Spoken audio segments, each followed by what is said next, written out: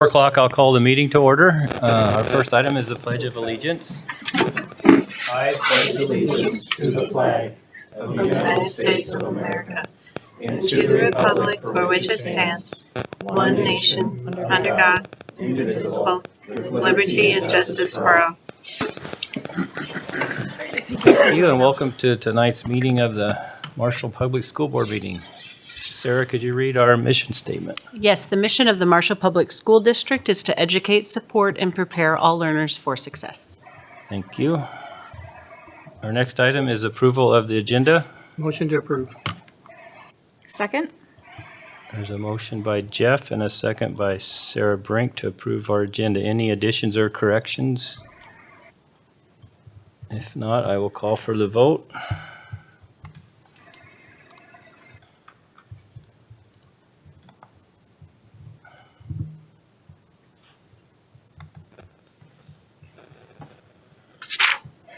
And the agenda is approved. Our next item is a public forum. Is there anybody from the public want to approach the board? Yes, there is.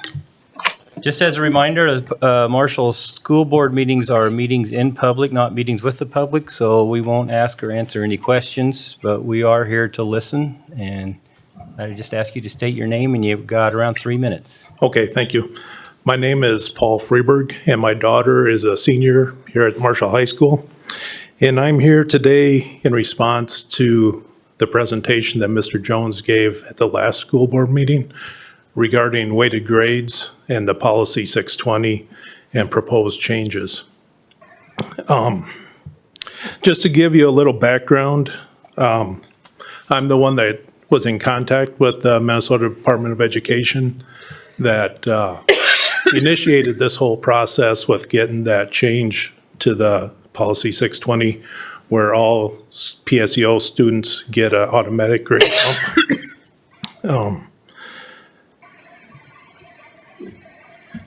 The purpose for weighted grades, and that talks about it on the school board's website, is to encourage academic challenge, reflect course difficulty, improve college admission prospects, promoting fairness, and motivating students. And those are all good things. There's one other thing that isn't listed there, and it's also to improve college scholarship prospects. Weighted grades are used by all universities when they look at merit-based scholarships. They take those into consideration. So it's an important thing for students when they're applying to schools, but it's also important when they're applying for scholarships. So there is a direct monetary effect if those would go away. Part of the policy that Mr. Jones had presented at the last meeting talked about, he gave 3 options. One was to leave it the same, one was to change it a certain way, and the other one was to change it another way. And I looked at the board packet or the agenda for today's meeting, and it looks like they're going to present the option to do away with all weighted grades for any PSEO or CIS students taking those classes. And I think that's going to be a big hindrance to the students that do participate in that. The state legislature at the last session last year, when they came about and passed the change where it made it so that all PSEO students should automatically get the weighted grades, they listened to testimony from actual students to help them make that decision, to see how it affects them and how it affects their future. I read in the agenda, in the proposal that's being presented later, that the administration has talked with teachers and those others affected, but they don't talk anywhere about talking with students or parents of students that are in the PSEO program and how it would affect them. So my request to you as a board is, before you make any decision, I think you really need to take into account the biggest shareholder or stakeholder in this whole process, and that's the students that are in PSEO and the parents, because those are the ones that have the biggest effect by this change. There is no monetary cost for leaving it in place. You're not writing a check. There's no expense actually output. So I don't think that it's going to change a lot level-wise if you leave it in place where they get it automatically. So I don't think, I know there was talk at the last meeting about budgetary implications and stuff like that. And I don't think that should really be a deciding factor. And that's all I have to say. Thank you very much. Thanks. Is there anybody else from the public want to approach the board? If not, we'll move on to our presentation by Ellers, our public finance advisors. I think they're going to be online. Shelby's online, yeah. Welcome, Shelby. Hello, thanks for having me. Did we succeed online? Everything is going well Yep, we so can far? hear, we can hear you. Great. I'm going to share my screen to walk through a presentation on voter approved authority to generate some additional revenue for the district. School districts have two ways by which they can generate additional revenue. We walked through a presentation similar to this last summer in June of 24. So this will be a little bit of an update to that. We've added a few pieces of information, but I will maybe take pauses throughout. So feel free to ask questions throughout the presentation if you need some points clarified, or I can certainly do that at the end as well.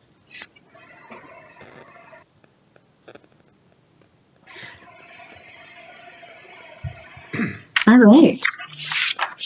So again, my name is Shelby McQuay. Jody and I are with Ellers, and we're financial advisors to the district. You've been working with Ellers on quite a few things throughout the years, and we enjoy working with Sarah and Jeremy, and hope that you'll find this informational as well. So first up is just really looking at your tax base. Like, what does Marshall look like as you go to look to the voters potentially for some additional revenue? So there's multiple different tax classifications out there, but they're pretty much broken into these general types: homestead, non-homestead properties, commercial, agricultural, and seasonal rec. And you can see that you're pretty well distributed between residential, commercial, and ag. I'll note the qualifying ag is 40% because that means it qualifies for the school building bond agricultural credit, whereas the non-qualifying agricultural is really the house, garage, and 1 acre. So it's that residential component of a farm. So the referendum market value is the tax base that schools levy on for operating referendum, local optional revenue, and equity. And you can see at the bottom of those boxes, 23% of your school district's levy is on that tax base because you do not have it currently. You do not have an operating referendum. Whereas 77% of what you're accessing from your tax base is levied on what's called net tax capacity. And what that does is that's a tax base that school districts have available to them. It's statutorily defined that leverages classification rates so that when you think of a $100,000 business, they'll contribute more than a $100,000 home. So you can see that when the percentages change, you go from, you know, what you look like as a market value, 17% of your value is in commercial, but when you impose that levy on the tax base, it grows to taking on 31% of the burden. So again, that levy that you certify in preliminarily in September, and then again in your final in December, is made up of essentially two tax bases: 23% on the referendum market value, 77% on the net tax capacity. And so when that comes down to what a homeowner looks at in terms of their tax statement and what they contribute to the school portion of the taxes. A $200,000 home is going to pay something different in Marshall than what it might pay if that $200,000 home is in Milroy. So for Marshall residents with $200,000 home, you sit right in the middle of your neighbors. So this is for taxes payable 2024. Of course, we're in taxes payable 2025, and as soon as that data is available, we'll update that. But these, aside from major building projects, don't really change markedly. So $682 is what a $200,000 home will pay towards their school taxes in a year. Then an average homestead acre for a farm of about $8,000, average acre, will pay a little bit more than other communities comparatively. So $5.73 compared. So that has to do with the overall makeup of the tax base, and then of course the type of levy that you're imposing. So someone with a high operating referendum, those farmers don't pay on that operating referendum, so it won't be reflected in their taxes. One of the reasons that school districts need to generate additional revenue from their tax base is because that general education formula has not kept pace with inflation. So over time, as the legislature, we could kind of commonly think of them giving 2 and 2 or 2% on the formula in the first year of the biennium and 2% in the second year, or they've sort of played with some of those mixes overall. But when you overlay that on top of what's just the overall market economy and school districts' expenses and what they've had to pay for, and in terms of salary growth, that blue line on the top represents what that formula allowance would do if it increased for inflation each year. And then the orange line is the statutorily adjusted formula allowance. Now, you're probably aware that the legislature did add inflation to that, to the formula allowance recently. And so that latest number of $7,481 per pupil is automatically inflated each year, not by, what we think our local inflation is, but really by what the Bureau of Labor Statistics passes on to the Department of Management and Budget, who then passes it to MDE and on to the school districts. So it is a nationally calculated number. So that, again, is the reason that many districts have gone on to rely on their local taxpayers to support an operating referendum or other operating revenue streams to close that gap. So I'll then talk about sort of the two options that you have to generate annual revenue. The first being an operating referendum. So this is what we think of as that amount per pupil that a school district would be able to go to their voters and get authority to then levy on the tax base. And that can be levied you can go to the taxpayers or the community in November of each year and ask for a per pupil amount. And the legislature also caps how much you can ask for. So this fiscal year, that cap is $2,266. And we have maybe 20 districts around the state that are at that number. And then a handful of others that are sparsity districts that can exceed that cap. You're not a sparsity district, so you are within that limitation, that upper limit of about $2,200. And that is then levied on the taxpayers and can come in, it's equalized, meaning there can be a stated component of that given your property tax wealth per pupil. And then when you go to the voters, you can only go for a maximum of 10 years. They can only authorize it for up to 10 years. And new legislation says that the board can go and renew that authority one time, essentially making that authority 20 years should the board renew that. The reason that I started off talking about the tax base is because this revenue stream is spread on a referendum market value. So really the portion of your tax base or the tax base that is your businesses and homes, and ag land does not pay on this portion of your revenue ask. And the benefit truly of an operating referendum is that it can be used for any operating or capital expenses, staff salaries, benefits, utilities, supplies, technology. It's really wide open because your voters are giving you the authority per pupil. So the ballot question, and I have some sample ballot language in here a little bit later, but the language is pretty strict in that it simply states that the amount per pupil that you're asking for. You can ask for an inflationary increase in that. And again, that's not determined at a local level, but instead provided by the state. The other revenue stream that districts have accessed on an annual basis is to ask their voters for a capital project levy. And the difference is that instead of asking for an amount per pupil, you are asking the tax base to impose a rate on the tax base to generate a certain amount of revenue. The revenue is a little bit more limited than an operating referendum or what you can use that for. You can use it for technology and capital projects and pretty much anything that operating capital can be used for. So it's not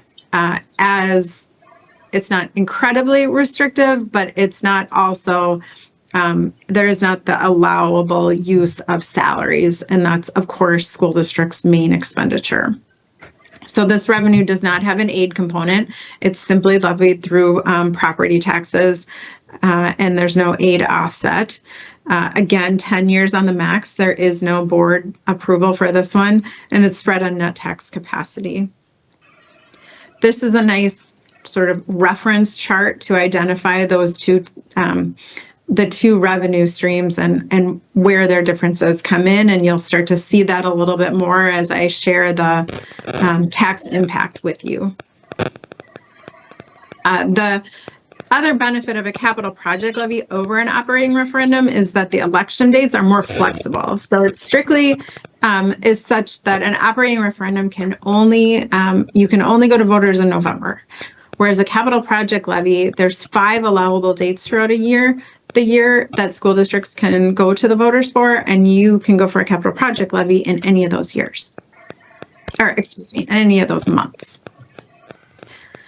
And this is the districts that have gone out to their community. So there are a number of districts already with operating referendum authority and capital project levy or capital project levy authority. So there's about 325 school districts in the state. 236 of those, a little bit more. 236 of those have gone, have the operating referendum authority, 91 then without. And the average per pupil of those with the authority is a little over $1,000 per pupil. The capital project levy, just by virtue of it being a little more restrictive, is that they are, there's only 62, but that number is growing more and more each year. And then the average per pupil, like I said, it's a tax rate that's levied on your tax base, but when you convert that to a per pupil amount, it's equivalent to approximately $265 per pupil. So some things to think about as you walk down this path of whether or not to call for a referendum and which type of revenue your school district is really looking to raise. The timeline is that you need to call for a November election by August 12th. So there's certain election laws that fall into play And in order to be prepared for that November 4th election, you need to actually call a formal resolution by August 12th. You're not going to get the revenue instantly, I think, is another thing. And of course, that's hard to do when you're communicating potential cuts to the community at the same time that you're asking for revenue, or receive the revenue, but also start talking about cuts again, is because if you go to the voters for a November 2025 referendum, the first time you'll start to collect those taxes is in January of 26, but that revenue is for fiscal year or school year 2026-27. So there is a little bit of lag in terms of when you call or start generating that revenue, and then when you can start, of course, recognizing that revenue. Know that you're a little limited. You can only have one operating referendum per calendar year. So in the instance that you would go for a mail ballot election, you could go on a date other than November, but you still can't do that more than once a calendar year. So that's why it's preferential for an operating referendum just to go at the November election. A couple other considerations if you were to ask for a capital project levy is that if your capital project levy, if you're planning to spend those revenue dollars on more than just technology and generating more than $2 million over the full term of 10 years, then you have to submit a review and comment. And that should go to the MDE for approval in early August is a good kind of time frame to ensure that you'll get it back on time. So you're probably, or you might be familiar with the review and comment that were prepared for previous school building bond referendums. This is much, much smaller in scale. So those can run up to 100, 200 pages. A review and comment for the purposes of a capital project levy is about 7 to 10 pages, just to fill out the checklist of items that's required by MDE on how you're going to spend those dollars. When you're, as part of your considerations overall, you'll want to, of course, think about the number of questions you want to put out to the voters. You cannot combine an operating referendum question with a capital project levy question. They need to be standalone, and you could determine contingency as well. The amount for each one needs to be considered, and now is the perfect time to kind of flush this out before you'd need to call in August. It's important for a school board to understand if they're going to include inflation as the ask. It does not change the tax impact as we just present the tax impact in the first year, but know that can be those questions can be written with or without inflation. And then, of course, most districts authorize or ask their voters to authorize for 10 years, but you could certainly go less. So like I said, I had some sample ballot language included here, and the top one is a cutout of a increase to an operating referendum of $700 per pupil. And this language is pretty restrictive. Like, there's not a whole lot more you can add to it. You can see the amount. You can see the term of 10 years, when it will begin, and that they'll increase it by the rate of inflation. A capital project levy, on the other hand, you can take some liberties in what you include in the language, because I think, as we all know, as much as we try to communicate a referendum ahead of time, there are people that will arrive at the polls or receive their absentee ballot and be looking for an explanation at that point. So you can include additional description on how the money is going to be used for the capital project levy. And this is an instance where they used it beyond just technology, and they were purchasing curriculum, roof repair, bus replacement, and a number of other deferred maintenance items. The language here also needs to state the total amount. So this 327,000 is what 2.274 would produce multiplied by their tax base in the first year. So a little bit more into the numbers now. So if your district needs 1.5 million, and I have some other examples here, what would that look like for your taxpayers in terms of raising that through a capital project levy and or raising that through an operating referendum? An operating referendum of about $575 per pupil will raise the district about 1.5 million.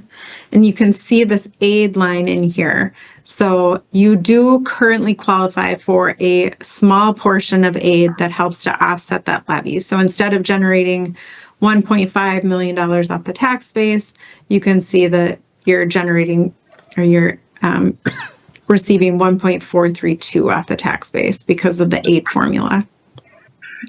Your current residential home is approximately 225 on average.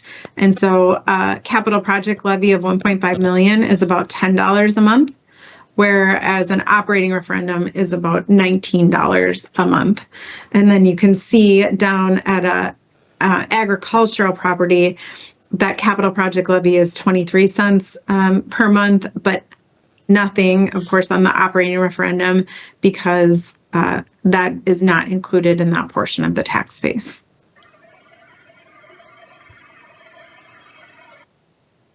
Then a 1.75, that's the equivalent of about $670 per pupil. And you can see, I'll just point out on this one, the difference on the monthly column, that it is, even with the aid, less of a tax burden to your taxpayers with the incorporation of the capital project levy because you have this much more land to spread it on, your agricultural. So that's why that difference column is showing less taxes for a home, but then of course more for that agricultural property because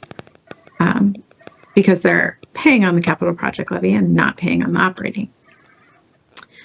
The last one that we included here is just the $2 million at that. And you can see, even as we've stepped up from 1.5 to 2 million, if you're capped out on the $68,000 of aid, the aid is only in the first tier, which goes up to a $460 per pupil. So as you increase your pupils above that 460, you're not getting any more aid from that. So the increase above that is being borne completely by the taxpayers in both the capital project levy and the operating referendum. So the equivalent kind of profile here in that the capital project levy is less expensive for the homeowner, but of course includes the ag land here.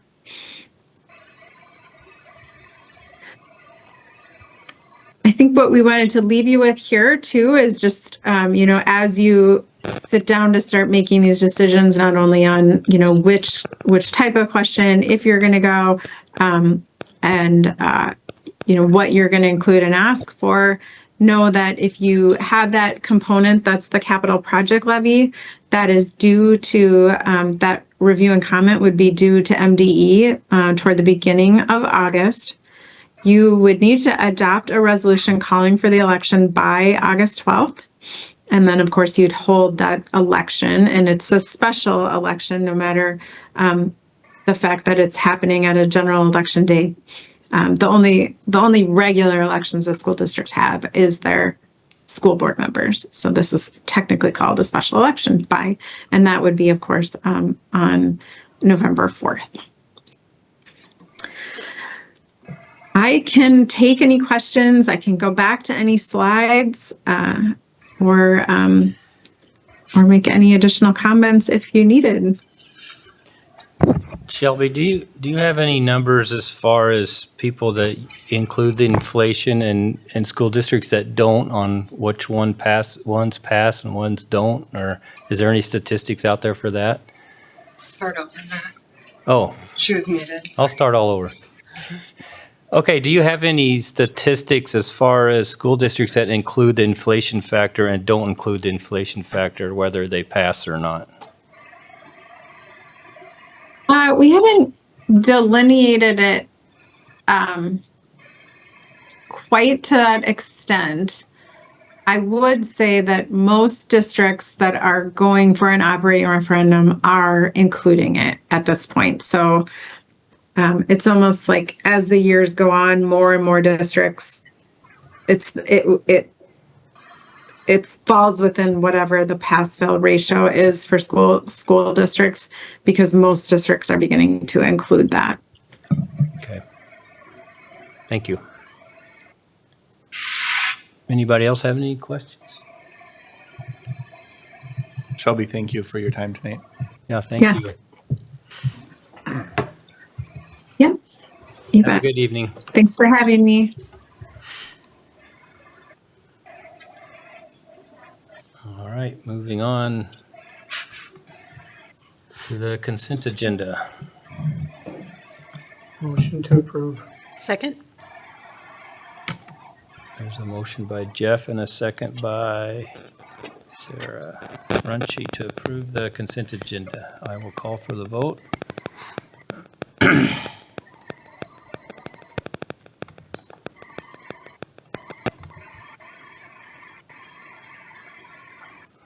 That is approved. Next item is the board forum. Any updates from the board?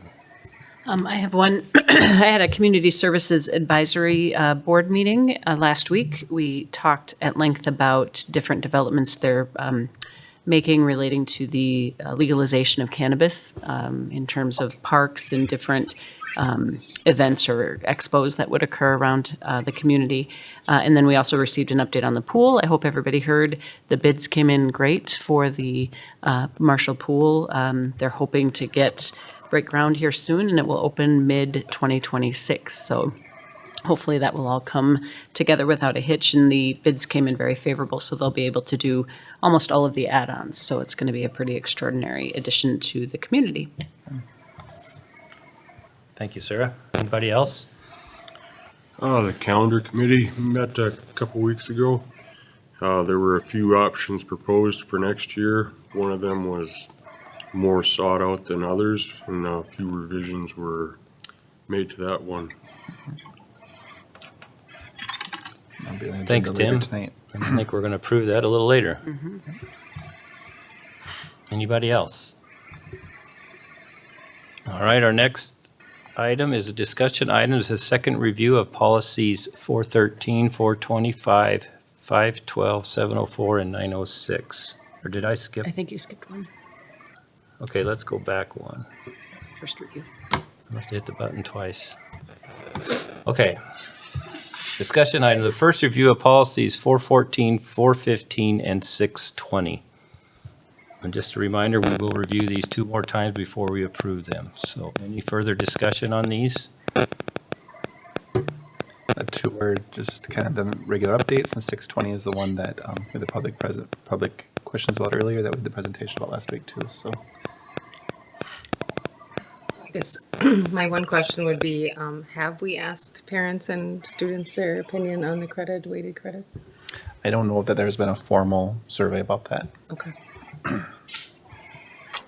I think on that, I just want to speak, the decision isn't made lightly, but when the state legislature takes away the ability we have to be discretionary and to make sure that it's fair to all students, those who also don't participate or maybe don't do PSEO or college and schools, we have to make a difficult decision. And either way, people aren't going to get the way that they want. But when it happens that we're directed by the state of Minnesota to have to make these decisions, I support, unfortunately, the position that we're taking because it's the most appropriate under the circumstances. But not easy. Would prefer it to be something different, but. All right, our next discussion item is the second review of policies 413, 425, 512, 621, 704, and 906. Any concerns on these? Hearing none.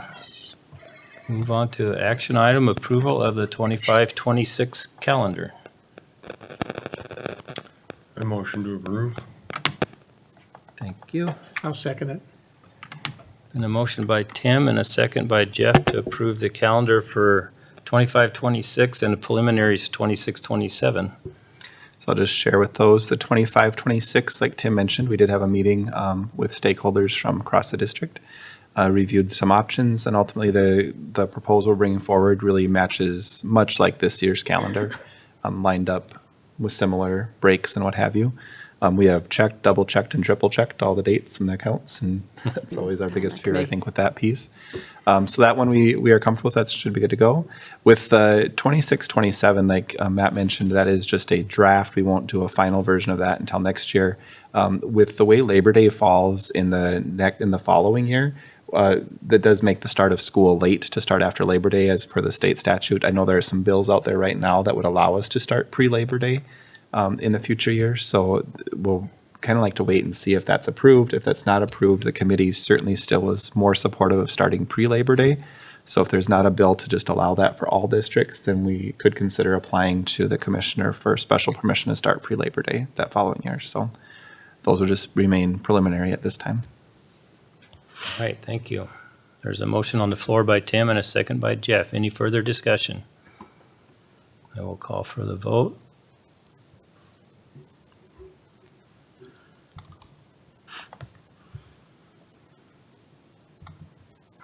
And that is approved. Next action item is authorization to negotiate a contract to partner on communication strategies for the possible referendum. So moved. Second. A motion by Sarah Runcie and a second by Sarah Brink to approve the authorization for this negotiation. Any further discussion? Just share this would be we've had some initial conversations with RAP Strategies. They did some of the communications pieces with us on the last referendum push.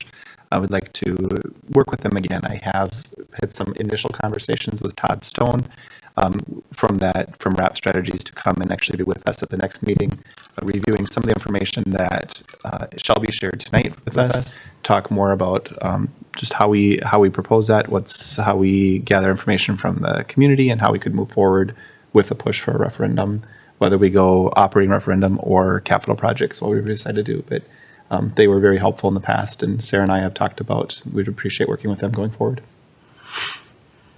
All right. Thanks, Jeremy. I will call for the vote. And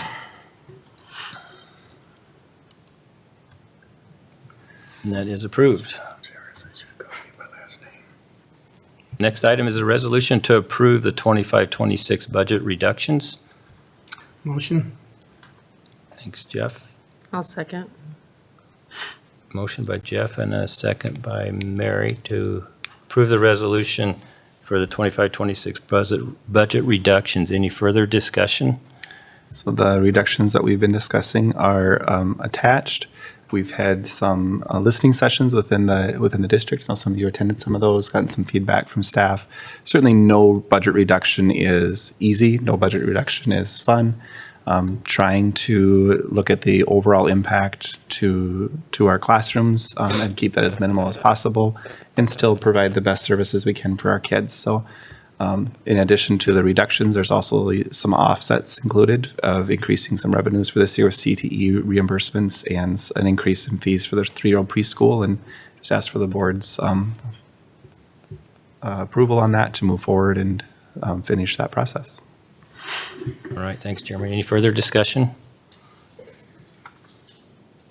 I will call for the vote.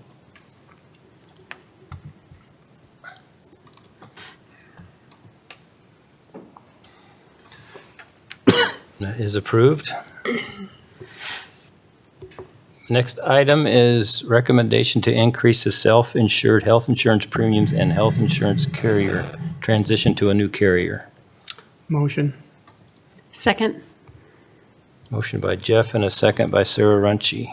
Any further discussion? So I don't know if you wanted to touch any base on that one. You want me to talk about it? Yeah, I can just touch base on that. We met with National Insurance Services with our insurance committee and went through the review and basically formulas that they use to determine where our premiums should be set each year. And unfortunately, we've had some pretty high claim years the last 2 years since being self-insured. So they did an analysis showing, exactly how much more we need to increase our premiums to level out where we're at, because at this point we are at a deficit in that self-insurance fund. So they are recommending the 22% increase to premiums across the board. And then we went through and they did an RFP, or we did an RFP to various carriers to see what they would recommend as far as different premiums and costs associated with our plans that we offer, and came to the conclusion that Health EZ is actually coming in with the best offer for us at this time. I know the district has been with Blue Cross Blue Shield for several years, but Health EZ is now kind of coming into this region. They are a large carrier and they've been around for many years, just not in our region. But there are other districts. We just found out today that Lac-Qui-Parle is looking at going with Health EZ as well. So it's a change that we're hoping that will be a good change for us and also garner us some savings as far as moving forward with our insurance benefits being offered. The plans are exactly the same as what were offered by Blue Cross Blue Shield in the prior year. So hoping we can garner some savings through Health EZ this year. Thanks, Sarah. Any further discussion? I will call for the vote.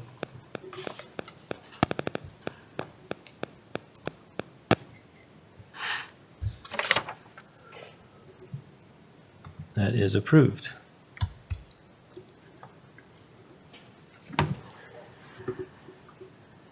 The next action item is kind of similar. It's a recommendation to increase the self-insured dental insurance premiums. Motion to approve. Jeff? I'll second it. Motion by Jeff and second by myself to approve the increase in the dental insurance premiums. Any further discussion? I will just say that we plan on staying with Simple, which is our current carrier for our dental products. Currently keeping the same design plan, just a minimal increase to the premiums and fees associated at about 5.45% going into this next year. Thank you. I will call for the vote.